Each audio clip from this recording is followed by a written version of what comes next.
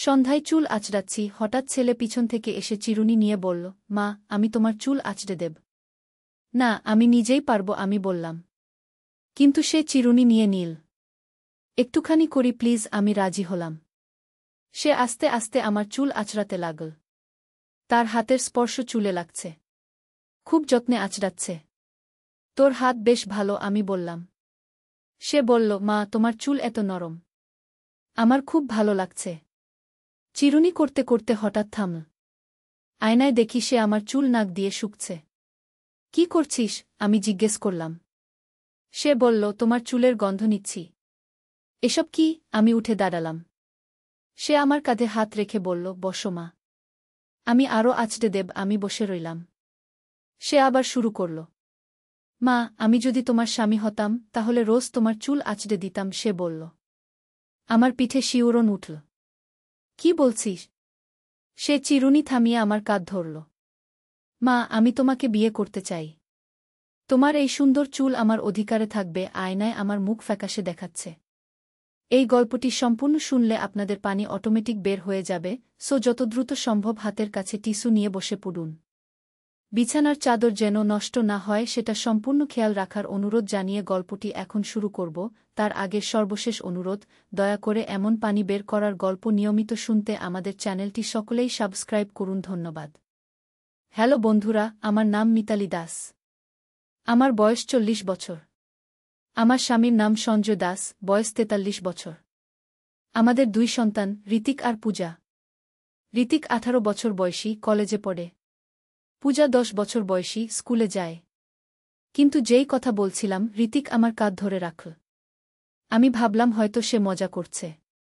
কিন্তু তার চোখে যে আগুন দেখলাম সেটা কোনো সাধারণ মজার চোখ ছিল না। ঋতিক, তুই কি বলছিস? আমি তোর মা, আমি কাঁপা গলায় বললাম। মা, আমি জানি তুমি আমার মা। কিন্তু আমি তোমাকে ভালোবাসি। শুধু মা হিসেবে নয়, একজন নারী হিসেবে। তার কথায় আমার গা ছমছম করে উঠল।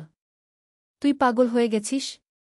এসব কি বলছিস? আমি তার হাত সরিয়ে দিলাম। মা, আমি পাগল হইনি। আমি শুধু সত্যি কথা বলছি। বাবা তোমাকে যে ভালোবাসা দিতে পারে না, আমি পারব। তার কথা শুনে আমার মাথা ঘুরতে লাগল। আমি দৌড়ে ঘর থেকে বের হয়ে গেলাম। নিচে গিয়ে দেখি সঞ্জয় টিভি দেখছে আর পূজা পড়তে বসেছে। সবকিছু এত স্বাভাবিক লাগছে, অথচ উপরে এমন একটা ঘটনা ঘটে গেল যেটা আমার কল্পনাতেও আসেনি। কি হয়েছে? তোমার মুখ দেখে মনে হচ্ছে ভূত দেখেছ, সঞ্জয় বলল। কিছু না, একটু মাথা ঘোরাচ্ছে, আমি বললাম। কিন্তু ভিতরে ঝড় বইছিল। রাতে খাওয়ার সময় ঋতিক স্বাভাবিক আচরণ করল। আমার দিকে তাকিয়ে হাসল, কিন্তু সেই হাসির মধ্যে এমন কিছু ছিল যেটা আমাকে অস্বস্তিতে ফেলে দিল। আমি খেতে পারলাম না ঠিকমতো। মা, তুমি খাচ্ছ না কেন? পূজা জিজ্ঞেস করল। আমার খিদে নেই মা, আমি বললাম। অসুস্থ লাগছে? ঋতিক জিজ্ঞেস করল। তার গলার স্বর এত মিষ্টি ছিল যে কেউ বুঝতে পারবে না আধ ঘন্টা আগে সে কি বলেছিল। রাতে ঘুমাতে গেলাম, কিন্তু চোখে ঘুম এল না। বারবার ঋতিকের কথাগুলো মনে পড়ছিল। এটা কি হলো? আমার ছেলে আমাকে নিয়ে এমন কথা ভাবে কিভাবে? পরের দিন সকালে উঠে দেখি ঋতিক স্কুলে গেছে। আমি একটু স্বস্তি পেলাম। কিন্তু দুপুরে সে ফিরে এসে আবার সেই একই ব্যবহার শুরু করল। মা, তুমি কি রান্না করেছ? সে আমার পিছনে এসে দাঁড়াল। আলু ভর্তা আর ডাল, আমি উত্তর দিলাম, কিন্তু পিছন ফিরে তাকালাম না। আহ, তোমার হাতের রান্না তো অসাধারণ। আমি যদি তোমাকে বিয়ে করতে পারতাম তাহলে সারা জীবন তোমার হাতের রান্না খেতে পারতাম, সে আমার কানের কাছে ফিসফিস করে বলল। আমি চমকে গেলাম। ঋতিক, তুই আবার শুরু করেছিস? মা, আমি কোনো খারাপ কথা বলিনি। আমি শুধু বলছি যে তুমি খুব ভালো রান্না কর, সে হেসে বলল। কিন্তু তার হাসিটা ছিল অন্যরকম। এমন হাসি যেটা দেখলে মনে হয় সে কিছু একটা লুকিয়ে রাখছে। তুই এখন যা। আমি রান্না শেষ করি, আমি বললাম। ঠিক আছে মা। কিন্তু মনে রেখো, আমি তোমাকে ভালোবাসি, সে বলে চলে গেল। আমার হাত কাঁপতে লাগল। এই ছেলেটার কি হয়েছে? কেন সে এমন কথা বলছে? দিনের পর দিন এমনই চলতে থাকল। ঋতিক আমার সাথে অস্বাভাবিক আচরণ করছে, কিন্তু অন্যদের সামনে একদম স্বাভাবিক থাকছে। আমি কাউকে বলতে পারছি না, কারণ কেউ বিশ্বাস করবে না। একদিন সঞ্জয় অফিসে গেছে, পূজা স্কুলে। আমি একা ঘরে বসে টিভি দেখছি। হঠাৎ ঋতিক এসে আমার পাশে বসল। মা, আমাদের একটা কথা আছে, সে গম্ভীর গলায় বলল। কি কথা? আমি জিজ্ঞেস করলাম। আমি তোমাকে সত্যি ভালোবাসি। আমি জানি এটা ভুল, কিন্তু আমি কিছু করতে পারি না। তার চোখে অদ্ভুত একটা আগুন জ্বলছিল। ঋতিক, তুই আমার ছেলে। আমি তোর মা। এটা প্রকৃতির নিয়মের বিরুদ্ধে, আমি বললাম। মা, প্রকৃতির নিয়ম মানুষ নিজেই তৈরি করেছে। ভালোবাসার কোনো নিয়ম নেই। সে আমার হাত ধরার চেষ্টা করল। আমি হাত সরিয়ে নিলাম। না ঋতিক, এটা ভুল। তুই এসব ভুলে যা। আমি ভুলতে পারি না মা। আমি রাতে তোমার কথা ভেবে ঘুমাতে পারি না। আমি তোমাকে স্বপ্নে দেখি। তার কথা শুনে আমার গা ছমছম করে উঠল।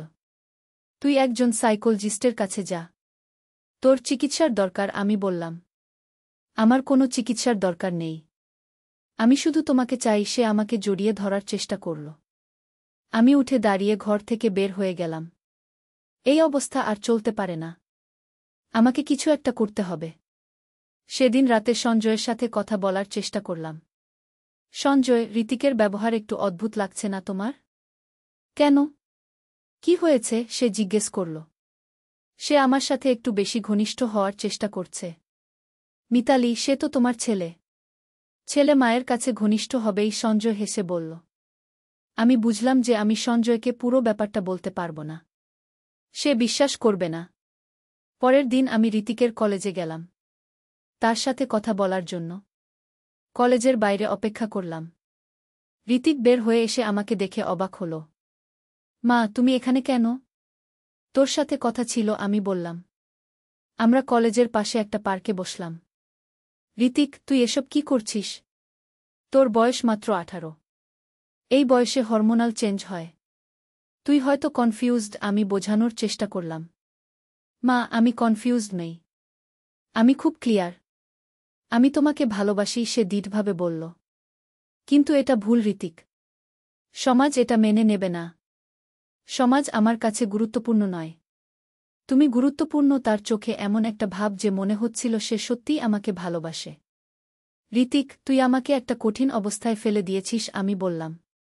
মা, তুমি আমার কথা একবার ভেবে দেখো। সে আমার হাত ছুঁয়ে দিল। আমি হাত সরিয়ে নিলাম। না ঋতিক, এটা হতে পারে না। সেদিন ঘরে ফেরার পর আমি খুব বিপর্যস্ত অনুভব করলাম। আমার নিজের ছেলে আমাকে নিয়ে এমন কথা ভাবছে, এটা আমি কিভাবে মেনে নেব? রাতে ঘুমের মধ্যে হঠাৎ অনুভব করলাম কেউ আমার ঘরে এসেছে। চোখ খুলে দেখি ঋতিক আমার বিছানার পাশে দাঁড়িয়ে আছে। ঋতিক, তুই কি করছিস এখানে? আমি ফিসফিস করে জিজ্ঞেস করলাম। মা, আমার ঘুম আসছে না। আমি তোমার কাছে থাকতে চাই, সে বলল। তুই তোর ঘরে যা। এখানে থাকতে পারিস না, আমি বললাম। শুধু 5 মিনিট মা। আমি তোমার পাশে বসব, সে অনুনয় করল। আমি না করার আগেই সে আমার বিছানার কিনারায় বসে পড়ল। মা, তুমি ঘুমিয়েছিলে, এত সুন্দর লাগছিল। সে আমার চুল ছোঁয়ার চেষ্টা করল। ঋতিক, তুই এখনই এখান থেকে চলে যা, আমি শক্ত গলায় বললাম। ঠিক আছে মা। কিন্তু মনে রেখো, আমি তোমাকে ভালোবাসি, সে বলে চলে গেল। সেই রাত আমি আর ঘুমাতে পারিনি। সারারাত জেগে থেকে ভাবলাম এই পরিস্থিতির সমাধান কি। পরের দিন সকালে ঋতিক স্কুলে যাওয়ার আগে আমাকে কিচেনে এসে বলল, মা, গতকাল রাতে তোমার পাশে বসে আমার খুব ভালো লেগেছিল। ঋতিক, তুই আর কখনো আমার ঘরে আসবি না রাতে, আমি কড়া গলায় বললাম। কেন মা? আমি তো তোমার ছেলে। আমি তোমার কাছে যেতে পারি না? সে নিষ্পাপ ভঙ্গিতে জিজ্ঞেস করল। কিন্তু তার চোখে যে চকচকানি, সেটা বলে দিচ্ছিল সে নিষ্পাপ নয়। তুই এখন বড় হয়েছিস। আমাদের দুজনের আলাদা প্রাইভেসি দরকার, আমি বোঝানোর চেষ্টা করলাম। আচ্ছা মা, তুমি যা বলবে আমি তাই করব, সে হেসে বলল। কিন্তু তার হাসিতে এমন কিছু ছিল যেটা আমাকে বুঝিয়ে দিল যে সে মানবে না। দুপুরে সঞ্জয় অফিস থেকে ফোন করল। মিতালি, আমি আজ রাতে বাড়ি ফিরতে পারব না। জরুরি একটা কাজ এসেছে। আমার মন খারাপ হয়ে গেল। আজ রাতে আমি একা থাকব ঋতিক আর পূজার সাথে। সন্ধ্যায় পূজা তার বান্ধবীর বাড়িতে পড়তে গেল। রাতে থেকে যাবে। ফলে আমি আর ঋতিক দুজন একা থাকব। রাতের খাবারের সময় ঋতিক খুব খুশি মনে হচ্ছিল। মা, আজ আমরা দুজন একা। কি ভালো লাগছে, সে বলল। কেন? পূজা আর তোর বাবা নেই বলে? আমি জিজ্ঞেস করলাম। হ্যাঁ মা। আমরা দুজন একসাথে সময় কাটাতে পারব, তার চোখে এমন একটা আকুতি যে আমার গা ছমছম করে উঠল। খাওয়ার পর আমি তাড়াতাড়ি আমার ঘরে চলে গেলাম। দরজা বন্ধ করে দিলাম। রাত 1টার দিকে হঠাৎ দরজায় নক শুনলাম। মা, দরজা খুলো। ঋতিকের গলা। কি চাই তোর? আমি জিজ্ঞেস করলাম। আমার ঘুম আসছে না। তোমার সাথে কথা বলতে চাই। কাল কথা বলবো। এখন ঘুমিয়ে পড়, আমি বললাম। প্লিজ মা, শুধু 5 মিনিট। আমি দরজা খুললাম। ঋতিক ঘরে ঢুকে দরজা বন্ধ করে দিল। কি বলবি? আমি জিজ্ঞেস করলাম। মা, আমি আর পারছি না। আমি তোমাকে পাগলের মতো ভালোবাসি। সে আমার দিকে এগিয়ে এল। ঋতিক, তুই সরে যা। আমি তোর মা। আমি পিছিয়ে গেলাম। মা, আমি জানি তুমি আমার মা। কিন্তু আমি তোমাকে একজন নারী হিসেবেও দেখি। সে আরও কাছে এল। না ঋতিক, এটা পাপ। তুই আমাকে ছুঁজো না, আমি কাপা গলায় বললাম। মা, পাপ পুণ্য সব মানুষের তৈরি। আমি শুধু তোমাকে ভালোবাসি। সে আমার হাত ধরে ফেল। আমি হাত ছাড়ানোর চেষ্টা করলাম। কিন্তু সে শক্ত করে ধরে রাখল। ঋতিক, তুই আমার হাত ছেড়ে দে, আমি বললাম। মা, আমি তোমাকে ছাড়তে পারি না। সে আমাকে জড়িয়ে ধরার চেষ্টা করল। আমি জোর করে তাকে ধাক্কা দিয়ে দূরে ঠেলে দিলাম। বের হ এখনই। ঋতিক হতাশ হয়ে চলে গেল। পরের দিন সকালে উঠে দেখি ঋতিক স্কুলে যায়নি। তার ঘরে শুয়ে আছে। তুই স্কুলে যাবি না? আমি জিজ্ঞেস করলাম। আজ যেতে ইচ্ছে করছে না, সে উত্তর দিল। অসুস্থ? না, মানসিকভাবে বিপর্যস্ত। সে আমার দিকে তাকিয়ে বলল। আমি বুঝে গেলাম গতকালের ঘটনার জন্য সে মানসিকভাবে ভেঙে পড়েছে। ঋতিক, তুই একটা কাউন্সেলরের কাছে যা। তোর সাহায্য দরকার। আমার কোনো সাহায্যের দরকার নেই। আমার শুধু তোমার দরকার, সে বলল। আমি তার ঘর থেকে বেরিয়ে এলাম। দুপুরে আমি একটা সাইকোলজিস্টের কাছে গেলাম। তাকে পুরো ব্যাপারটা বললাম। এটা একটা সিরিয়াস সমস্যা। আপনার ছেলের ইমিডিয়েট থেরাপি দরকার। এটাকে বলে অডিপাস কমপ্লেক্স, ডাক্তার বললেন। কিন্তু সে থেরাপি নিতে রাজি হবে না। তাহলে আপনাকে তার বাবার সাথে কথা বলে তাকে বোঝাতে হবে, ডাক্তার পরামর্শ দিলেন। সেদিন সন্ধ্যায় সঞ্জয় বাড়ি ফিরে আসার পর আমি তার সাথে পুরো ব্যাপারটা নিয়ে কথা বললাম। প্রথমে সে বিশ্বাস করল না। পরে যখন বিস্তারিত বললাম তখন সে চিন্তিত হয়ে পড়ল। এটা তো খুবই সিরিয়াস ব্যাপার। আমি ঋতিকের সাথে কথা বলবো, সে বলল। সেই রাতে সঞ্জয় ঋতিকের সাথে অনেকক্ষণ কথা বলল। পরের দিন সকালে ঋতিক আমার কাছে এসে ক্ষমা চাইল। মা, আমি সরি। আমি ভুল করেছি। আমি একটা সাইকোলজিস্টের কাছে যাব, ঋতিক বলল। আমি স্বস্তির নিঃশ্বাস ফেললাম। মনে হলো যেন একটা বড় বোঝা নেমে গেল। ভালো কথা। তুই ভুল বুঝেছিলি, আমি বললাম। পরের দিন থেকে ঋতিক নিয়মিত থেরাপি নিতে শুরু করল। কয়েক সপ্তাহ পর তার আচরণ স্বাভাবিক হয়ে এল। সে আর আমার সাথে অস্বাভাবিক কোনো কথা বলত না। কিন্তু একদিন রাতে আমি রান্নাঘরে পানি খেতে গিয়ে ঋতিকের ঘরের পাশ দিয়ে যাচ্ছিলাম। হঠাৎ শুনলাম সে কারো সাথে ফোনে কথা বলছে। হ্যাঁ, আমি ভান করছি যে আমি ঠিক হয়ে গেছি। কিন্তু আমি এখনও তাকে ভালোবাসি। আমি অপেক্ষা করব। সময় এলে আমি তাকে পাব। আমার গা শিউরে উঠল। ঋতিক এখনও একই রকম ভাবছে। পরের দিন আমি সঞ্জয়কে এই কথা বললাম। মিতালি, তুমি হয়তো ভুল শুনেছ। ঋতিক তো এখন ভালো, সঞ্জয় বলল। না, আমি ভুল শুনিনি। সে এখনও আমার সম্পর্কে ভাবছে। তাহলে আমি আবার তার সাথে কথা বলব। কিন্তু ঋতিক সবকিছু অস্বীকার করল। বলল যে আমি ভুল শুনেছি। দিনের পর দিন আমি ঋতিকের উপর নজর রাখতে লাগলাম। বাহ্যিকভাবে সে স্বাভাবিক ছিল, কিন্তু আমি বুঝতে পারছিলাম যে ভিতরে ভিতরে সে একই রকম আছে। একদিন পূজা স্কুল থেকে এসে বলল, মা, ঋতিক ভাই আমাকে তোমার সম্পর্কে অদ্ভুত অদ্ভুত প্রশ্ন করে। কী রকম প্রশ্ন? আমি জিজ্ঞেস করলাম। সে জিজ্ঞেস করে তুমি কি পরে ঘুমাও, তুমি কোনো পারফিউম ব্যবহার কর, এসব। আমার মাথা ঘুরতে লাগল। ঋতিক এখনও আমার সম্পর্কে অনুসন্ধান করছে। পূজা, তুই ভাইয়ের এসব প্রশ্নের উত্তর দিবি না, আমি বললাম। কেন মা? কোনো সমস্যা আছে? না মা, শুধু এসব ব্যক্তিগত বিষয়। সেদিন রাতে আমি সঞ্জয়কে সব বললাম। এবার আমি ঋতিককে বাড়ি থেকে পাঠিয়ে দেব। তার দাদার বাড়িতে পাঠাব, সঞ্জয় রাগ করে বলল। পরের দিন সকালে সঞ্জয় ঋতিককে বলল যে তাকে গ্রামে দাদার বাড়িতে যেতে হবে। কেন বাবা? আমার কি দোষ? ঋতিক জিজ্ঞেস করল।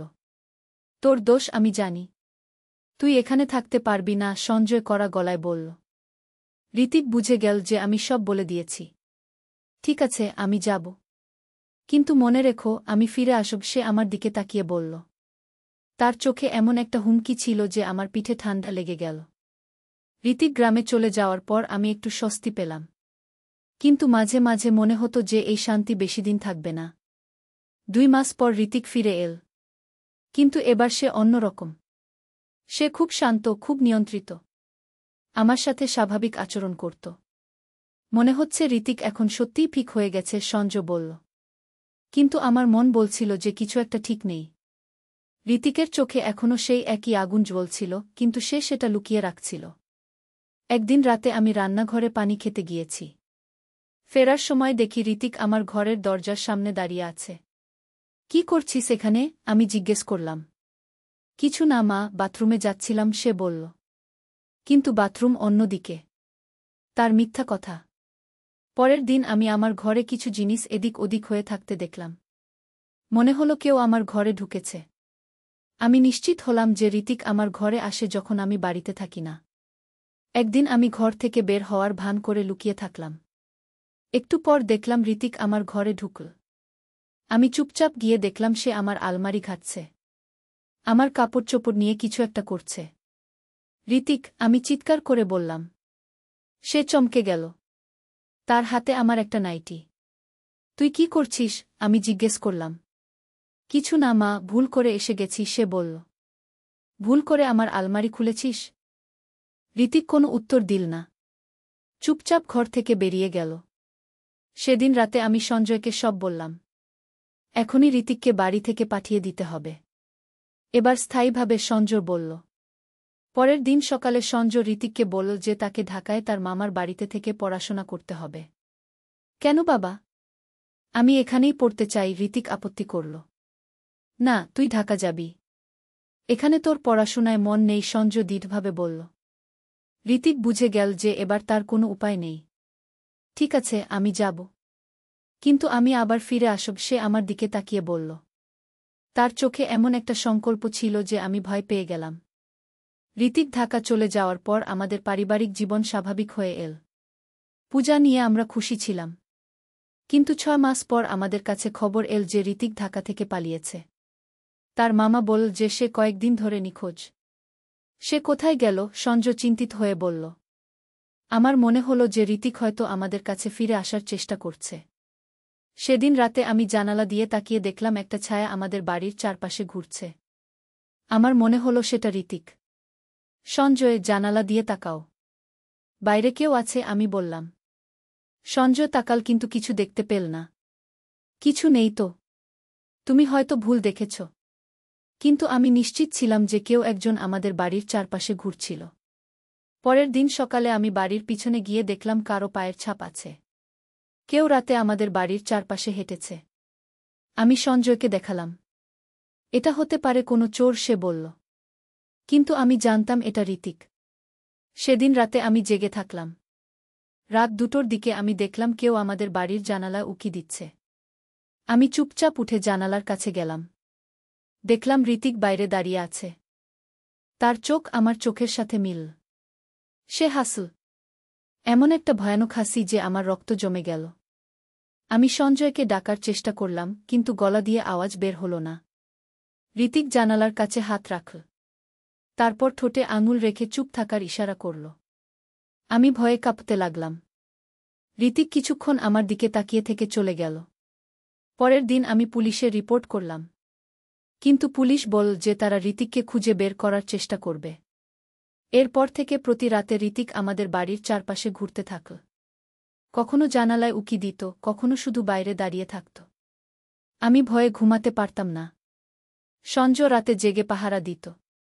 একদিন পূজা স্কুল থেকে ফিরে বলল, মা, ঋতিক ভাই আমাকে দেখেছে। কোথায়? আমি ভয়ে জিজ্ঞেস করলাম। স্কুলের সামনে। সে দূর থেকে আমাকে দেখছিল। আমি হাত নাড়লাম, কিন্তু সে চলে গেল। আমার বুঝতে বাকি রইল না যে ঋতিক আমাদের সবার উপর নজর রাখছে। পূজা, তুই স্কুলে যাওয়ার সময় সাবধান থাকবি। কেউ তোর সাথে কথা বললে চিৎকার করবি, আমি বললাম। সেই রাতে ঋতিক আবার এল। এবার সে আমাদের ঘরের দরজায় টোকা দিল। মা, দরজা খুলো। আমি ঋতিক, তার গলা। আমরা কেউ দরজা খুললাম না। মা, আমি জানি তুমি ভিতরে আছ। আমি তোমার সাথে কথা বলতে চাই, সে বলতে থাকল। ঋতিক, তুই চলে যা। আমরা তোর সাথে কথা বলবো না, সঞ্জু বলল। বাবা, আমি মায়ের সাথে কথা বলতে চাই। শুধু 5 মিনিট। না, তুই চলে যা, নইলে পুলিশ ডাকব, সঞ্জু হুমকি দিল। ঋতিক হেসে বলল, পুলিশ ডাকো। আমি ভয় পাই না। তারপর সে চলে গেল। পরের দিন আমরা বাড়ি ছেড়ে অন্য জায়গায় চলে যাওয়ার কথা ভাবলাম। কিন্তু এত হঠাৎ করে বাড়ি ছাড়া সম্ভব নয়। আমরা বাড়িতে সিকিউরিটি গার্ড রাখলাম। কিন্তু ঋতিক এত চালাক যে সে গার্ডের চোখ এড়িয়ে আসত। একদিন রাতে আমি স্বপ্ন দেখলাম ঋতিক আমার ঘরে এসে আমাকে জড়িয়ে ধরছে। স্বপ্ন থেকে জেগে উঠে দেখি সত্যি সত্যি ঋতিক আমার বিছানার পাশে বসে আছে। কিভাবে ঢুকলি? আমি ভয়ে কাঁপতে কাঁপতে জিজ্ঞেস করলাম। মা, আমি তো তোমার ছেলে। আমি এই বাড়ির সব গোপন পথ জানি, সে হেসে বলল। তুই কি চাস? আমি জিজ্ঞেস করলাম। আমি তোমাকে চাই মা। শুধু তোমাকে। তার চোখ জ্বলজ্বল করছিল। ঋতিক, তুই আমার ছেলে। এটা ভুল, আমি বললাম। মা, আমি তোমার ছেলে। কিন্তু আমি তোমার প্রেমিকও হতে পারি। সে আমার হাত ছুঁয়ে দিল। আমি হাত সরিয়ে নিলাম। না ঋতিক, এটা হতে পারে না। মা, তুমি আমাকে ভালোবাস না? সে জিজ্ঞেস করল। আমি তোকে ভালোবাসি, কিন্তু মায়ের ভালোবাসা, আমি বললাম। আমি মায়ের ভালোবাসা চাই না। আমি স্ত্রীর ভালোবাসা চাই। তার কথায় আমার মাথা ঝিমঝিম করে উঠল। সঞ্জয়, আমি চিৎকার করে ডাকলাম। ঋতিক আমার মুখে হাত চাপা দিল। চিৎকার করো না। বাবা শুনে ফেলবে। আমি তার হাত সরিয়ে দিয়ে আবার চিৎকার করলাম। সঞ্জয় দৌড়ে এসে ঋতিককে দেখে অবাক হল। তুই কিভাবে এল? সে জিজ্ঞেস করল। বাবা, আমি আমার মায়ের সাথে কথা বলতে এসেছি, ঋতিক শান্ত গলায় বলল। তুই এখনই এখান থেকে বের হো, সঞ্জয় রাগ করে বলল। আমি যাব। কিন্তু আমি আবার আসব, ঋতিক বলে চলে গেল। সেই রাতের পর আমরা বাড়ি বদল করার সিদ্ধান্ত নিলাম। আমরা অন্য একটা শহরে চলে গেলাম। কিন্তু 2 মাস পর ঋতিক আমাদের নতুন ঠিকানা খুঁজে বের করল। সে আবার আমাদের বাড়ির চারপাশে ঘুরতে শুরু করল। আমি বুঝলাম যে ঋতিক আমাকে ছাড়বে না। সে যেখানেই যাই, সে আমাকে খুঁজে বের করবে। একদিন আমি একটা সিদ্ধান্ত নিলাম। আমি ঋতিকের সাথে শেষ কথা বলবো।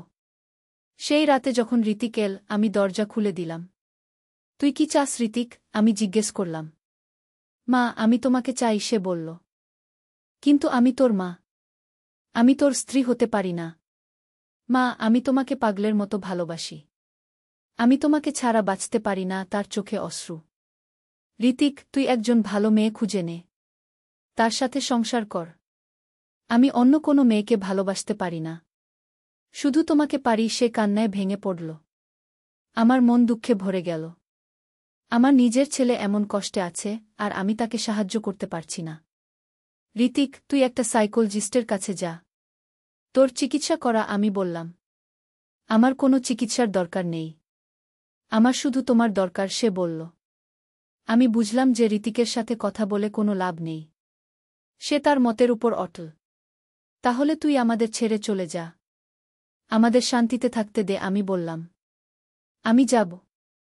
কিন্তু তোমাকে নিয়ে যাব। তার কথায় আমার রক্ত শুকিয়ে গেল। কি বলছিস? মা, আমি তোমাকে এই বাড়ি থেকে নিয়ে যাব। আমরা দুজন দূরে কোথাও চলে যাব। তার চোখে পাগলামি। তুই পাগল হয়ে গেছিস। আমি তোর সাথে কোথাও যাব না, আমি বললাম। তুমি যেতে না চাইলেও তোমাকে নিয়ে যাব, সে হুমকি দিল। আমি ভয়ে কাঁপতে লাগলাম। সঞ্জয়, আমি চিৎকার করলাম। ঋতিক আমার মুখ চেপে ধরল। চুপ! চিৎকার করো না। সঞ্জয় দৌড়ে এসে ঋতিকের সাথে কুস্তি করতে লাগল। কিন্তু ঋতিক শক্তিশালী ছিল। সে সঞ্জয়কে ধাক্কা দিয়ে ফেলে দিল। বাবা, আমি মাকে নিয়ে যাব। তুমি আটকাতে পারবে না, ঋতিক বলল। সঞ্জয় উঠে দাঁড়িয়ে পুলিশকে ফোন করল। পুলিশ আসার আগেই ঋতিক পালিয়ে গেল।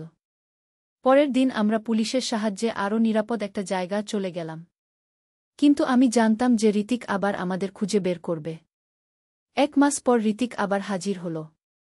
এবার সে আরও বেপরোয়া হয়ে উঠেছিল। সে দিনের বেলাতেও আমাদের বাড়ির সামনে এসে দাঁড়াত। প্রতিবেশীরা তাকে দেখে ভয় পেত। একদিন সে পূজাকে স্কুল থেকে ফেরার পথে আটকাল। পূজা, তুই মাকে বল যে আমি তার সাথে কথা বলতে চাই, ঋতিক বলল। পূজা ভয়ে কাঁদতে শুরু করল। ভাই, তুমি আমাদের কষ্ট দিও না। আমি তোদের কষ্ট দিচ্ছি না। আমি শুধু মাকে ভালোবাসি, ঋতিক বলল। পূজা দৌড়ে বাড়ি এসে সব বলল। সেদিন রাতে পুলিশ আমাদের বাড়িতে পাহারা দিল। কিন্তু ঋতিক এত চালাক যে সে পুলিশের চোখ এড়িয়ে যেত। এক রাতে আমি জেগে দেখি ঋতিক আমার বিছানার পাশে বসে আছে।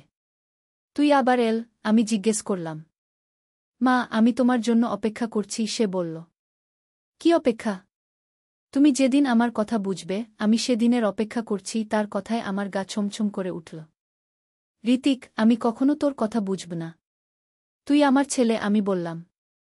মা, একদিন তুমি বুঝবে যে আমি তোমাকে কতটা ভালোবাসি। সে আমার গাল স্পর্শ করার চেষ্টা করল। আমি তার হাত সরিয়ে দিলাম। তুই এখনই চলে যা। আমি যাব। কিন্তু আমি ফিরে আসব। প্রতিদিন ফিরে আসব, সে বলে চলে গেল। পরের দিন সকালে আমি সঞ্জয়কে বললাম, আমরা এই শহর ছেড়ে অন্য কোনো দেশে চলে যাই। কিন্তু এত সহজে তো দেশ ছাড়া যায় না, সঞ্জয় বলল। তাহলে আমি একা চলে যাব। আমার কারণে তোমরা কষ্ট পাচ্ছ। আমি কান্নায় ভেঙে পড়লাম। না মিতালি, আমরা একসাথে থাকব। কোনো না কোনোভাবে এই সমস্যার সমাধান করব, সঞ্জয় আমাকে সান্ত্বনা দিল। কিন্তু দিন যত যাচ্ছিল, ঋতিক তত বেশি পাগল হয়ে যাচ্ছিল। সে এখন দিনরাত আমাদের বাড়ির চারপাশে ঘুরত। একদিন সে আমাদের বাড়ির সামনে দিয়ে হেঁটে যাওয়ার সময় জোরে চিৎকার করে বলল, মিতালি, আমি তোমাকে ভালোবাসি। তুমি আমার হবে। প্রতিবেশীরা সব শুনল। আমার মুখ লজ্জায় লাল হয়ে গেল। এই ছেলেটার কি হয়েছে? প্রতিবেশী মহিলারা নিজেদের মধ্যে কানাকানি করতে লাগল। আমি বুঝলাম যে আমাদের সামাজিক সম্মান নষ্ট হয়ে যাচ্ছে। সেই রাতে আমি একটা বড় সিদ্ধান্ত নিলাম। আমি ঋতিকের সাথে একা একা দেখা করব এবং তাকে শেষবারের মতো বোঝানোর চেষ্টা করব। আমি ঋতিককে ফোন করলাম। ঋতিক, তুই কাল সকালে পার্কে আমার সাথে দেখা কর। সত্যি মা? তুমি আমার সাথে দেখা করবে? সে খুশি হয়ে বলল। হ্যাঁ, কিন্তু এটা আমাদের শেষ কথা, আমি বললাম। পরের দিন সকালে আমি পার্কে গেলাম। ঋতিক আগে থেকেই অপেক্ষা করছিল। মা, আমি জানতাম তুমি একদিন আমার কাছে আসবে, সে খুশিতে বলল। ঋতিক, আমি তোর কাছে এসেছি তোকে শেষবারের মতো বোঝানোর জন্য, আমি বললাম। কি বোঝাবে? তুই যা করছিস, এটা ভুল। তুই আমার ছেলে। আমি তোর মা। এটা প্রকৃতির নিয়মের বিরুদ্ধে, আমি ধৈর্য ধরে বললাম। মা, প্রকৃতির নিয়ম কি? প্রকৃতির একমাত্র নিয়ম হল ভালোবাসা। আমি তোমাকে ভালোবাসি, ঋতিক বলল। কিন্তু এটা সামাজিকভাবে গ্রহণযোগ্য নয়। আমি সমাজ মানি না। আমি শুধু আমার হৃদয় মানি, তার চোখে উন্মাদনা। ঋতিক, তুই যদি সত্যি আমাকে ভালোবাসিস, তাহলে আমাকে শান্তিতে থাকতে দে, আমি অনুনয় করলাম। আমি তোমাকে শান্তিতে রাখব। কিন্তু আমার সাথে, সে বলল। আমি তোর সাথে থাকতে পারি না। কেন? আমি তোমাকে খুব ভালোবাসি। আমি তোমার যত্ন নেব। তার গলায় কান্না। ঋতিক, তুই বুঝছিস না। আমি তোর মা। একজন মা তার ছেলের সাথে এভাবে থাকতে পারে না। আমি বোঝানোর চেষ্টা করলাম। তাহলে তুমি মা হওয়া বন্ধ করো। শুধু একজন নারী হয়ে থাকো। তার কথায় আমার মাথা ঝিমঝিম করে উঠল। এটা সম্ভব নয় ঋতিক। হঠাৎ ঋতিক উঠে দাঁড়াল। তার চোখে এমন একটা ভাব যে আমার মনে হলো সে কিছু একটা করবে। মা, আমি বুঝে গেছি। তুমি আমার কথা কখনো মানবে না, সে বলল। হ্যাঁ, আমি মানব না, আমি দৃঢ়ভাবে বললাম। তাহলে আমি জোর করে তোমাকে আমার করে নেব। তার কথায় আমার পিঠে ঠান্ডা লাগল। কি বলছিস? মা, আমি তোমাকে এই শহর থেকে নিয়ে যাব। আমরা দূরে কোথাও চলে যাব, যেখানে কেউ আমাদের চেনে না। তার পরিকল্পনা শুনে আমার রক্ত জমে গেল। তুই পাগল হয়ে গেছিস, আমি উঠে দাঁড়ালাম। হ্যাঁ, আমি পাগল হয়ে গেছি। তোমার প্রেমে পাগল। সে আমার হাত ধরার চেষ্টা করল। আমি দৌড়ে পালিয়ে গেলাম। সেদিনের পর ঋতিক আরও ভয়ানক হয়ে উঠল। সে রাতে আমাদের বাড়িতে এসে চিৎকার করত। মিতালি, তুমি আমার। তোমাকে আমি নিয়ে যাব। প্রতিবেশীরা পুলিশে কমপ্লেইন করল। পুলিশ ঋতিককে ধরার চেষ্টা করল, কিন্তু সে পালিয়ে যেত। একদিন রাতে আমি ঘুমিয়ে আছি। হঠাৎ অনুভব করলাম কেউ আমার গায়ে হাত দিয়েছে। চোখ খুলে দেখি ঋতিক আমার বিছানায় বসে আছে।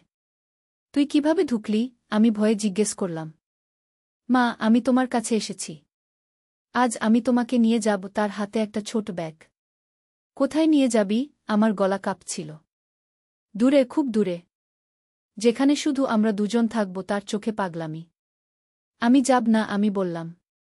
তুমি যেতে না চাইলেও তোমাকে নিয়ে যেতে হবে। সে আমার হাত ধরে টানার চেষ্টা করল। আমি চিৎকার করে সঞ্জয়কে ডাকলাম। সঞ্জয় দৌড়ে এসে ঋতিকের সাথে মারামারি করতে লাগল। তুই আমার স্ত্রীকে ছেড়ে দে, সঞ্জয় চিৎকার করল। সে আমার মা। আমার স্ত্রীও হবে, ঋতিক পাগলের মতো বলল। তাদের মারামারির সময় ঋতিক সঞ্জয়ের মাথায় জোরে আঘাত করল। সঞ্জয় অজ্ঞান হয়ে পড়ে গেল। সঞ্জয়, আমি চিৎকার করলাম। চিন্তা করো না, সে ভালো আছে। এখন তুমি আমার সাথে চলো। ঋতিক আমার হাত ধরে টানতে লাগল। আমি প্রাণপণে চেষ্টা করলাম তার হাত থেকে নিজেকে ছাড়াতে। ঋতিক, তুই আমাকে ছেড়ে দে, আমি কাঁদতে কাঁদতে বললাম। আমি তোমাকে ছাড়ব না, কখনো না। সে আমাকে টেনে বাড়ির বাইরে নিয়ে যাওয়ার চেষ্টা করল। আমি জোরে চিৎকার করতে লাগলাম। প্রতিবেশীরা জেগে উঠল। কয়েকজন বাইরে এসে দেখতে পেল ঋতিক আমাকে জোর করে নিয়ে যাচ্ছে। পুলিশ, পুলিশ, তারা চিৎকার করতে লাগল। ঋতিক বুঝতে পারল যে তার পরিকল্পনা ব্যর্থ হয়ে গেছে। মা, আজ না পারলেও অন্য দিন তোমাকে নিয়ে যাব। তুমি আমার হবেই, সে বলে পালিয়ে গেল। পুলিশ এসে ঋতিককে খোঁজ করল, কিন্তু পেল না। সঞ্জয়কে হাসপাতালে নিয়ে যেতে হল। তার মাথায় গুরুতর আঘাত লেগেছিল। ডাক্তার বলল তাকে কয়েকদিন হাসপাতালে রাখতে হবে। আমি হাসপাতালে সঞ্জয়ের পাশে বসে থাকলাম। ভাবলাম, এই পরিস্থিতি থেকে উদ্ধার পাওয়ার কোনো উপায় আছে কি? সেই রাতে হাসপাতালে থাকতে থাকতেই আমি একটা সিদ্ধান্ত নিলাম। আমি ঋতিকের সাথে একটা চূড়ান্ত মোকাবেলা করব। পরের দিন আমি ঋতিককে ফোন করে বললাম, তুই যদি সত্যি আমাকে চাস, তাহলে কাল রাতে পুরানো কারখানায় আমার সাথে দেখা কর। সত্যি মা? তুমি আমার কাছে আসবে? সে খুশিতে বলল। হ্যাঁ, কিন্তু একা আসবি, আমি বললাম। আমি একা আসব। কিন্তু তুমিও একা আসবে, সে বলল। ঠিক আছে। আমি পুলিশকে পুরো পরিকল্পনা বললাম। তারা গোপনে কারখানার চারপাশে অবস্থান নেবে। পরের রাতে আমি কারখানায় গেলাম। ঋতিক আগে থেকেই সেখানে ছিল। মা, আমি জানতাম তুমি আমার কাছে ফিরে আসবে, সে আনন্দে বলল। ঋতিক, আমি তোকে শেষবারের মতো একটা প্রস্তাব দিচ্ছি, আমি বললাম। কি প্রস্তাব? তুই যদি আমাদের ছেড়ে দিয়ে চলে যাস, তাহলে আমি তোর বিরুদ্ধে কোনো কেস করব না, আমি বললাম। আমি কোথাও যাব না। আমি তোমার সাথেই থাকব। সে আমার দিকে এগিয়ে এল। ঋতিক, তুই আমার কাছে আসবি না? আমি পিছিয়ে গেলাম। মা, আজ আমি তোমাকে ছুঁয়ে দেখব। তোমাকে জড়িয়ে ধরব। তার চোখে পাগলামি। না ঋতিক, তুই আমাকে ছুঁজো না, আমি চিৎকার করলাম। আমি তোমাকে ছুঁব। আমি তোমার স্বামী। সে আমাকে জড়িয়ে ধরার চেষ্টা করল। আমি সাইবার দিল। পুলিশ, পুলিশ, পুলিশ ভিতরে ঢুকে ঋতিককে ঘিরে ফেল। ঋতিক দাস, তুমি আটক, পুলিশ অফিসার বলল। ঋতিক বুঝতে পারল যে সে ফাঁদে পড়েছে। মা, তুমি আমার সাথে বিশ্বাসঘাতকতা করেছ, সে আমার দিকে তাকিয়ে বলল। আমি তোকে সুযোগ দিয়েছিলাম। তুই নিজেই এই পথ বেছে নিয়েছিস, আমি বললাম। মা, আমি তোমাকে ভালোবেসেছি। আর তুমি আমাকে পুলিশের হাতে তুলে দিলে। তার চোখে অশ্রু।